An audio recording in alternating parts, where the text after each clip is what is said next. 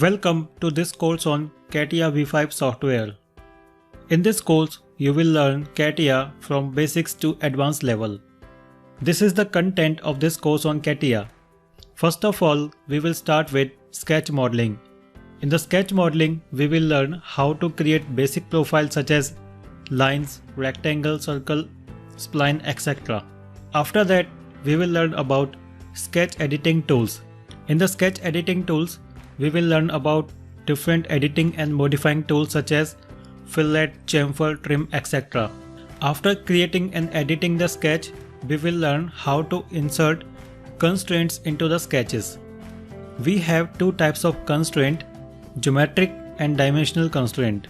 We will learn how to insert those constraints manually and automatically. After the 2D modeling, we will learn how to create 3D models using the 2D sketches. We will learn some commands such as pad, sweep, shaft, pocket, etc. After that, we will learn about some more 3D advanced tool or 3D editing tools. In the 3D advanced tool, we will learn about draft, stiffeners, ribs, shell, etc.